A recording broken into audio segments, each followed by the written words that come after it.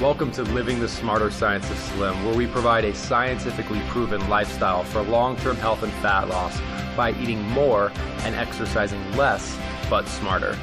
Eat smarter, exercise smarter, live better. I am so ready for that. Hey everyone, Jonathan Bailor back with another bonus Smarter Science of Slim podcast. Today's show is going to be an absolute good one. We have two wonderful consumer health and pharmaceutical advocates with us, two individuals who have literally dedicated their entire lives to helping people avoid a lot of the nonsense and just bad stuff that can pop up when it comes to healthcare in the country. Literally, the two leaders in this field, the founders of the People's Pharmacy, which you can see at peoplespharmacy.com, the authors of myriad books, the most recent of which is Top Screw-Ups Doctors Make and How to Avoid Them, and two smiley, awesome people, Joe and Terry Graedon. Welcome to the show. Thanks so much, Jonathan. Nice to be with you, Jonathan. Well, Joe and Terry, just to give the listeners who may not have heard about you yet a little bit of background, can you tell us your story and how you got into the advocacy position that you're in today? Well, the story starts with me as an anthropology graduate student dragging my newlywed husband off to Mexico so that I could do research in nutrition, community nutrition and health in Oaxaca City. I was a newly minted pharmacologist. A lot of people are really unfamiliar with pharmacology as a discipline. I'm not a pharmacist and could not dispense drugs if my life depended on it. Pharmacology is the study of how drugs work, what they do to us, what they do for us, benefits and risks. Pharmacologists research new drugs, test old drugs. And so when Terry dragged me off to Oaxaca, Mexico, I wasn't quite sure what I'd do with myself. But then I met up with the director of the medical school in Oaxaca, and he welcomed me to start teaching a laboratory course to second-year medical students in Oaxaca in Spanish. And that sort of got me started thinking about writing a book in the afternoon because it was a very different lifestyle from what I was used to at University of Michigan as a graduate student. That began The People's Pharmacy, a book for consumers dedicated to helping them make wise or hopefully informed decisions about healthcare issues. And Terry and I have been collaborating now for over 35 years in our syndicated newspaper column, on our syndicated public radio show, as well as books and speaking engagements and on the web. So we've been doing things together in regards to health for a very long time. Joe and Terry, with so much time and effort, literally a lifetime of effort and attention spent on this issue, I've got to imagine that there was some event that happened, or maybe a couple, that made you say, I'm going to dedicate my life to this. Because to be very clear, anyone who goes to peoplespharmacy.com will see that you're not just putting in your time. This is a calling to you. At least that's my impression. So I wanted to have you on the show. So what led you to that level of commitment and passion? We were headed that direction for sure. We've always thought that consumers deserve more information about what they're taking and how they can improve their own health. But I think it really solidified for us in 1990 when we attended a conference in Bolinas, California that was put together by our good friend Tom Ferguson, and it was all about patient-centered medicine. You know, actually, I would probably go back a little earlier than that and say we were home getting ready to go to Mexico, and we went to a kind of a going away party, family affair, and my Aunt Evelyn pulled me aside. And she said, Joe, I'm taking this little white pill for depression. It's called something I don't even know how to pronounce. And I wonder if I can take this pill and also have a glass of white wine.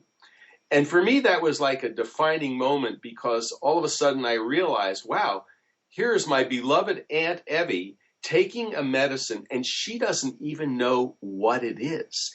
And certainly nobody told her about side effects or whether or not she could have wine with her pill. And so that was kind of the opening salvo in realizing that there wasn't just one Aunt Evie. There were probably millions of people just like her all across the country taking their pills, wondering what are the side effects, how should I take my medicine, are there interactions that are dangerous that I should be on the lookout for? And that was what kind of kicked off the book. I think that our experience in Mexico and Terry's experience as a medical anthropologist opened my eyes to what I'll call natural remedies, because up until then I was a big believer in double-blind placebo-controlled trials and still am to this day. But Terry kind of had a anthropological perspective that has been incredibly valuable over the last 20 years. Well, my research involved me asking people what they did when they got sick and finding out. And I discovered that people did a whole lot of things besides just go to the doctor. And sometimes the things that they were doing helped them quite a bit. And as we've gone along and I've gotten more perspective and more years of experience, we've discovered that sometimes it's the things that people are doing other than go to the doctor, outside of going to the doctor, that make the biggest difference for their health. We've also discovered that people have become quite suspicious about medication. Now, drugs save lives. They cure us when we're ill. When you've got pneumonia, antibiotics can make a huge difference. And so we're not anti-pill. But I think the stories around drugs like Vioxx for arthritis and the thousands of people who may have experienced heart attacks and strokes as a result of that medicine, or the more recent scandal around Avandia, has led people to look for other options, whether it's to control their blood pressure, their diabetes, their arthritis, or dozens of other conditions. And so we like to assess both the pros and cons of medications, but also give people natural approaches, especially when there is science. We're very big on data whenever it's available. And I guess one of the best examples would be beet juice. Well, the exciting thing about beet juice is that there have been now probably more than 24 research projects conducted showing that beet juice can lower blood pressure quite effectively, just about as well as some blood pressure medications. Joe and Terry, just one quick thing I wanted to add here, because I think I'm very, very curious to hear your thoughts, is there's so much misinformation, just lack of information when it comes to pharmaceutical treatments. Certainly, I think everyone agrees with that. But there's another edge to the sword, and that's if you go to Google or you go to your favorite search engine and you type in natural remedies for X, it seems like there's as much snake oil out there. There's as much opportunity for negative and wrong information on the natural side of things as there is on the pharmaceutical side of things. So how do we, it's not as if one path is clear cut and the other is not. How do we navigate the natural path? Well, you're absolutely right, Jonathan. The amount of misinformation that's available from a variety of sources, whether it's on the web or whether it's in books or whether it's in magazines, you just name the media. There is misinformation galore with regard to prescription medicines, over-the-counter drugs, as well as natural. And so what we've been trying to do over the last 30 years is cut through the misinformation and hopefully give people objective, data whenever it's available. We have a mantra on the People's Pharmacy: if it might help and it won't hurt and it doesn't cost very much, that's something that we're more than willing to talk about. But just because something's natural doesn't mean it's safe. There are a lot of natural things that can hurt you pretty much. Yeah, I always joke that snake venom sure is natural, but that doesn't mean it's good for you. And that, Joe and Terry, I'm a big fan of whole foods and if it's found in nature. But I also, it seems like there is this anti-pharmaceutical counterculture, and for good reason, but that people are just willy-nilly slapping natural, or just the word natural is used as if it's synonymous with good, and that is clearly not true. So what should we be looking for? Let's say, regardless of whether it's natural or synthetic, what are those key characteristics or key questions you tell people to ask to, like, the question is not, is it natural or unnatural? The question is what? Well, you're absolutely spot on. The natural versus unnatural is a false dichotomy. Poison mushrooms will kill you just as fast as any drug in the pharmacy, maybe even faster. The real question is pros and cons, benefits versus risks, and the cost. So, you mentioned snake venom. Well, there's a category of medications that are incredibly beneficial called ACE inhibitors, angiotensin converting enzyme inhibitors, and perhaps the number one most prescribed drug in that category these days is something called lisinopril. Now, this was derived originally as a result of research into snake venom, the deadly jararaca snake from Brazil. And, as an anthropologist, Terry can tell you how they came about discovering this drug. Well, it turns out that if you get bitten by the jararaca snake, you go into shock, your blood pressure drops, and you die. And, of course, that's very good for the snake and very bad for you. However, the researchers were interested in exactly what it was in the snake venom that was making blood pressure fall through the floor. And what they came up with was the first compound in this class, as Joe said, of very, very helpful blood pressure medicines. Called captopril or Capitan. And the point here is that, here's this amazing category of drugs taken by tens of millions of people all around the world, saving lives, lowering blood pressure, but it has a number of side effects, one of which is a terrible cough, a cough that can't be quelled by cough medicine, a cough that can keep you up at night, a cough that can make you pee in your pants. It's that bad. And so, anybody who develops a cough on captopril needs to be taken off that kind of medicine and switched to a different drug. But that's just a demonstration of how, sometimes drugs come from nature. Jonathan, I think the most important question to ask about any therapy is, do I need it? What is it going to do for me? And what's it going to do to me? And are there any alternatives? Can I get my blood pressure down through other mechanisms? Exercise, losing weight. Drinking beet juice. Drinking beet juice.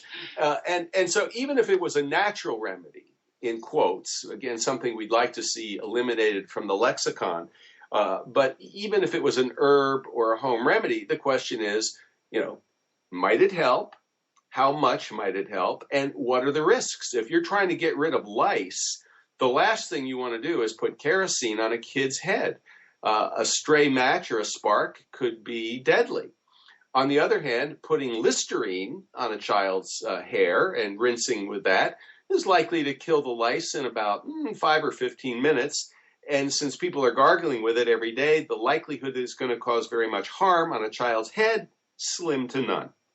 It sounds like there's a key distinction here, and that's, let's not get so hung up on the specific means. Let's look at the ends we're after and then find the safest and least negative effect inducing means possible. And along those lines, if that is correct, please correct me if I'm wrong, what do you find to be, because this is something I can tell you personally that trips me up a little bit, is this what I think is a false dichotomy between drugs in quotations and non-drugs, because it seems like what we're talking about, like when you exercise, it causes a change in your biochemistry and it causes a change in your brain. And when you take certain SSRIs, it causes a similar change in your biochemistry. So what we're really talking about is just changing our biochemistry. And it seems like there's all sorts of things we can do to do that. Drugs, in quotations, are just one set. Is that fair? I think that sounds like a very good synopsis. Yeah, I mean, you've absolutely nailed it. If you were taking St. John's wort, for example, an herbal approach for depression, I mean, it is affecting neurochemistry, just as exercise will affect neurochemistry, just as Prozac, Paxil, and Zoloft will affect neurochemistry. So you can affect your body, biochemistry and physiology through a variety of means, and it's not as if one is better than the other. It's just that what you have to do is find out what works best for you. And if one thing doesn't work, let's say it's arthritis. You've been out exercising. You strained your knee a little bit. Well, you don't have to just rely on one thing. You might want to rely on turmeric, which is an anti-inflammatory spice, has been used in India for thousands of years. You might want to add to that some pomegranate juice, which has some anti-inflammatory activities. And then you might want to take some Aleve, for example, naproxen. So there are a number of things that you can do. And if one doesn't work, there may be something else.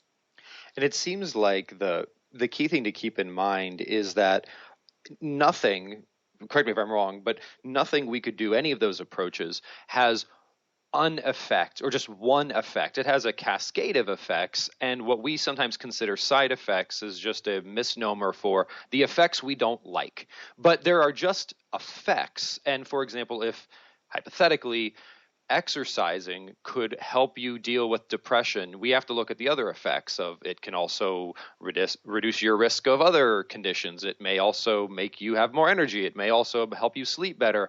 And then when we say taking something like a Prozac, well, that may also help you deal with your depression, but it may have a less desirable set of other effects. And what do you think about the distinction between side effects and just effects? Because I think sometimes, again, there's a false dichotomy there. There's just effects, right? Exactly, and you need to know which effects are relevant for you. For example, Joe mentioned turmeric for joint pain. That's something that we frequently recommend. We get a lot of testimonials from people who have tried it and find it helpful. However, we always like to caution people that anyone who's taking warfarin, Coumadin, the blood thinner, should probably stay away from turmeric, because it may raise INR levels. That's a way of measuring how quickly or not your blood is clotting, and it makes blood less likely to clot and puts you at risk of bleeding. So, here's a natural, in quotes, product that has been used for a very long time. It's the yellow spice and yellow mustard. But if you consume a lot of it in a pill form, for example, it may just thin your blood too much in conjunction with an anticoagulant like warfarin. So, as you said, these are just effects. But one of these effects could be life-threatening if you were to have a hemorrhage. So that's why you have to know the full spectrum. Sometimes there are good effects. I mean, take Viagra as, for example, when they started studying this particular medication for cardiovascular issues, for heart problems, they couldn't get the medicine back from the guys who were in the clinical trial.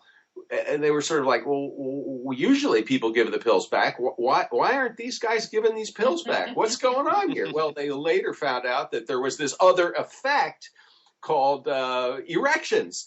And they obviously took advantage of that. In fact, the only approval process for the drug is for erectile dysfunction. They just forgot the original purpose of the drug and went with the secondary effect that turned out to be, for many people, very positive. Although I think science has found that it also can be helpful for such things as, for example, pulmonary hypertension. Right. Some strange conditions that are otherwise difficult to treat.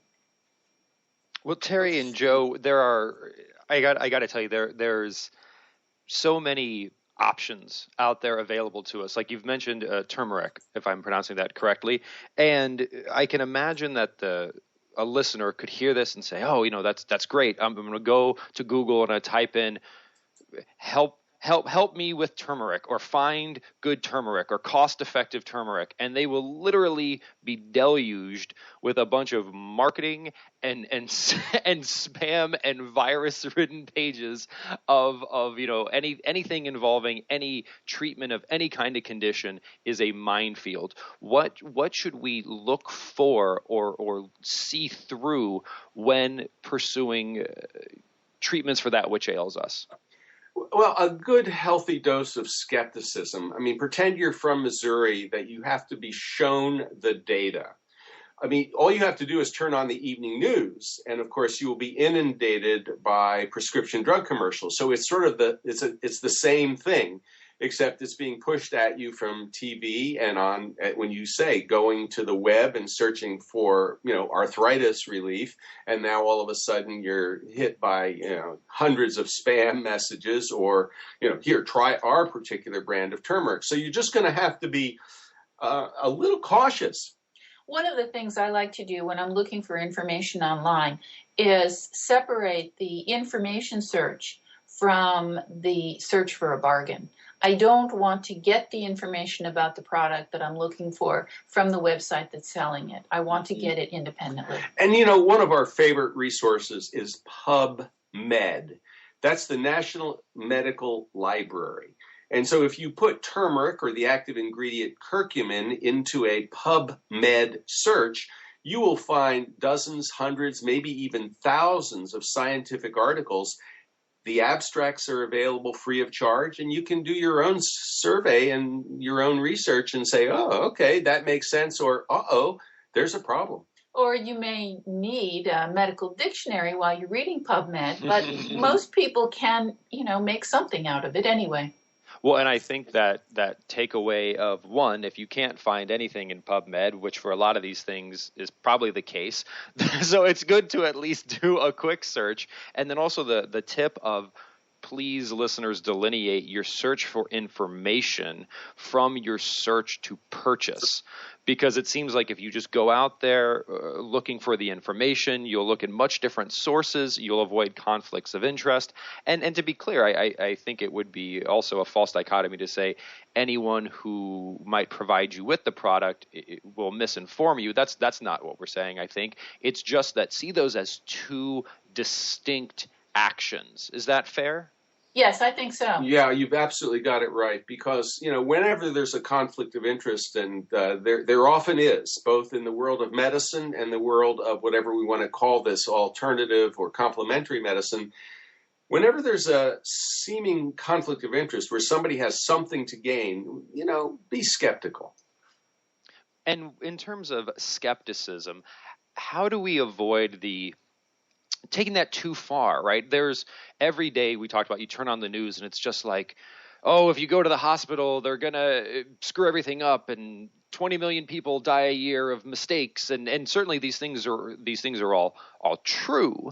But at the same time, we don't want to be neurotic, or we don't want to artificially avoid seeking out treatment for that which ails us. How do we find the balance there, that healthy skepticism, while still not shutting ourselves off to feeling better? Well, be informed. I mean, that's really what we have been trying to accomplish for, as you said, over 35 years. You need to be prepared to ask difficult questions of both the health food store clerk who may be trying to sell you a particular brand of fish oil, as well as when you go see your physician and your doctor is prescribing a new medicine for you. You need to find out what are the benefits and what are the risks, and write them down. And find out how common they are. And then find out, well, when should I start feeling better? And if I don't start feeling better, what should I do about that? So you need to be very responsible as a consumer of health information as well as health products, just as you would be if you were going to buy a new car. Sometimes I think we spend a lot more time, on which new TV we're going to shop for and purchase, or which car we're going to get. When it comes to our health, we make snap decisions, and we oftentimes don't do the kind of research that's necessary in order to have what we think is a really good health outcome. Joe and Terry, it seems like it's a bit analogous when it comes to putting things into our body. It may be interesting to compare that to putting things on our body. What I mean by that is if your buddy has a nice television set and they say, I have this television set and it's really nice, chances are if you buy that television set, it might be just as nice for you, maybe. But you know that if you have a friend and they say, this dress or this shirt is very nice for me, we know that doesn't necessarily mean it will look good on us, because we have very different bodies externally. We also have different bodies internally, and I think a lot of people also get their information just from they're waiting at soccer practice or they're around the water cooler and someone's like, I just started taking this pill and it's been great for me, and then that person then goes to their doctor or goes on the internet and says, well, now I should take that pill too, when in reality, just like we're so different on the outside, we're pretty different on the inside too, so just doing what other people do may not be a good approach. What do you think? Possibly even more different on the inside than we are on the outside. We're just beginning with the Human Genome Project to appreciate just how many little, tiny, but very important variations there can be from one of us to the next one. So when it comes to swallowing an antibiotic, for example, some antibiotics may work far better in some people than other people. We mentioned the blood thinner warfarin a little earlier and how it could perhaps interact with turmeric. Well, some people metabolize warfarin differently than other people. And as a result, your genetics will have a profound impact, not just on prescription drugs and over-the-counter medications, but also on herbal remedies. And Jonathan, it isn't just our genes, it's also everything else that we're doing. For example, we all agree that exercise is going to improve our fitness and it's good for us. So that's sort of a general statement. But if we look at exactly how much we can improve our fitness with exercise, some people taking statin medications will not have as much improvement as the rest of us without the statin medications. So there's a lot going on. It's what we call both genetics and epigenetics, and that epigenetics is our diet, our exercise regimen, the medications we're taking, the chemicals we're exposed to, and it all has a profound impact on our physiology and biochemistry. And so we need to be both aware of it and also communicating with our health professionals so that they know what we're doing as well. Joe and Terry, there's so much going on out there in our individual lives. There's so much variation in between individuals. It seems that we always want shortcuts, and sometimes shortcuts can be bad, but also in reality, shortcuts can be good. Like the way the human brain is structured is we often look for shortcuts. We're like, oh, this worked this way in the past, so it'll likely work this way in the future. And we go on to autopilot a little bit because of that.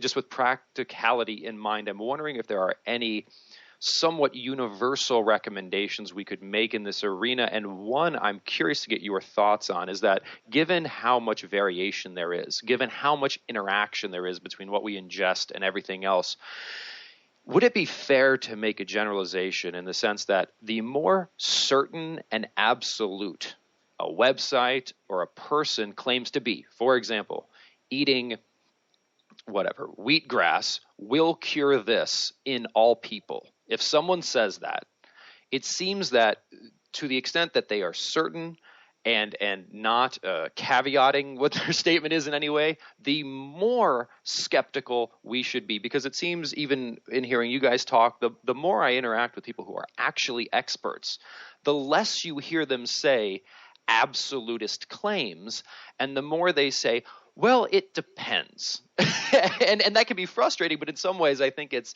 avoiding a hubris, which can lead us to a health-like Tower of Babel, where we try to build this tower to the heavens and it just ends up crumbling over. What do you think?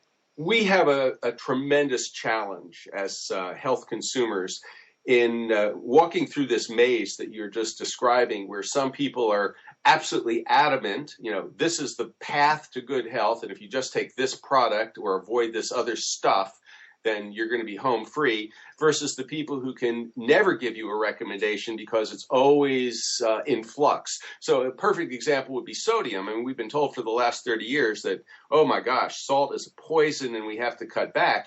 And yet just in the last few weeks, the most prestigious health organization virtually in the world, the Institute of Medicine, a division of the National Academy of Sciences, came out and said, well, that severe sodium restriction that everybody has gotten on board with, the Centers for Disease Control and Prevention, the American Heart Association, their target of 1,500 milligrams, which is a very small amount of sodium per day for most people, that probably wasn't warranted by the evidence.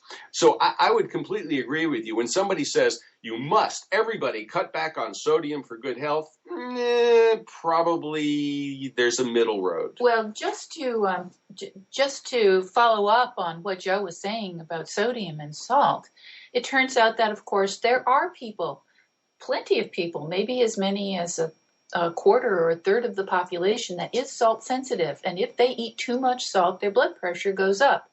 There is also probably about 25% of our population that's salt sensitive on the other side. If they eat too little salt, their blood pressure goes up. This is relatively new information, but it's completely critical to our good health. And we need to know if we belong in one of those categories or the other.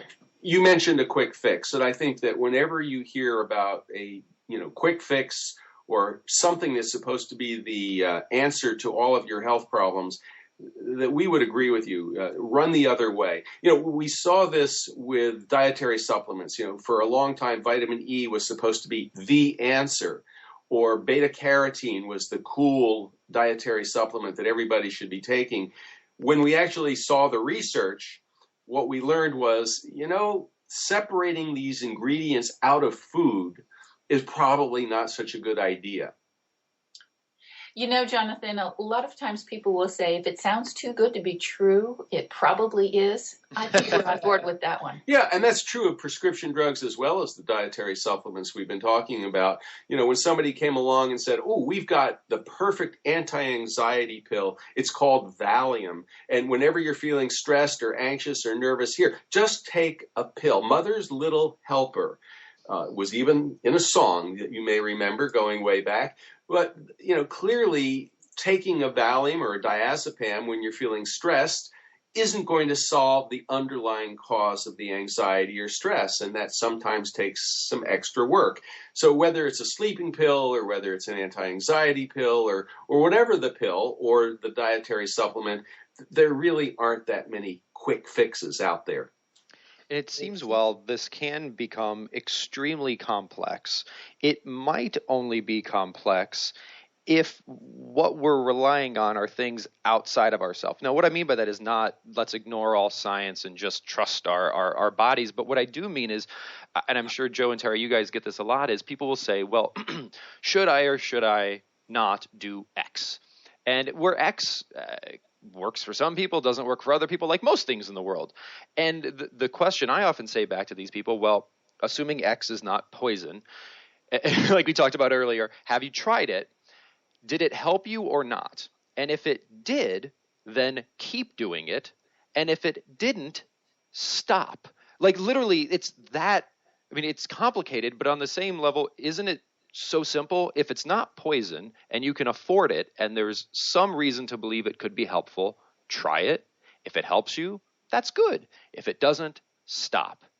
What do you think? Doesn't it sound like common sense? I think common sense is really, we always say that common sense is the absolute most important ingredient in any of our home remedies. Well, what we'd actually say, Jonathan, is that grandma's wisdom is the foundation upon which pretty much all health decisions can be made, and it has stood the test of time. So what did Grandma say?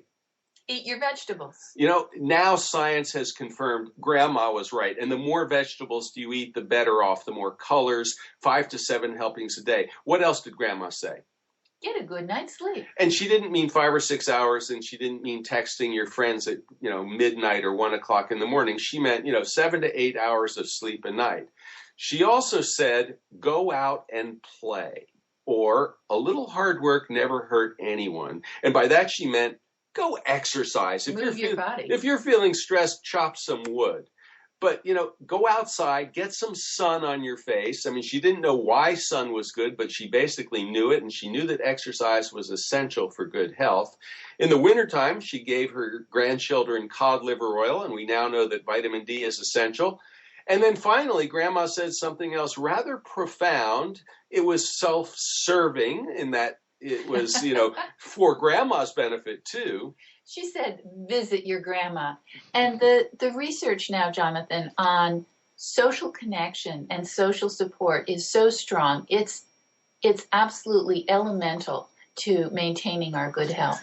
So isolation is a killer, but community, interaction, family, friends, that is a lifesaver. And Grandma understood that. So Grandma's wisdom will stand the test of time, and it doesn't cost very much. That's the other good thing. Whenever you can combine science and simplicity, I'm on board. And it seems that's right where we're at and right where we could end today, because that's just brilliant. Terry and Joe, thank you so much. This has been absolutely wonderful. Our pleasure, Jonathan. Thank you, Jonathan. folks, if you want to learn more about Terry and Joe, which I hope you will, please check them out at peoplespharmacy.com. Also, their most recent book is called Top Screw-Ups Doctors Make and How to Avoid Them. Again, that's peoplespharmacy.com. Our guests today were Terry and Joe Graedon. And please, listeners, this week and every week after, eat smarter, exercise smarter, and live better. Talk with you soon. Wait, don't stop listening yet. If you like the podcast and if there's other ways we can help you, please join us in the Smarter Science of Slim support group, which is freely available at the Smarter Science of Slim website, smarterscienceofslim.com. There you'll find all kinds of free recipes and success stories and just all kinds of fun stuff, like how to help your kids go sane and just great community content. And just one last thing before you go, if you wouldn't mind heading over to iTunes and up onto Amazon.com and leaving us a review, and then going over to Facebook and liking us, we would hugely appreciate it.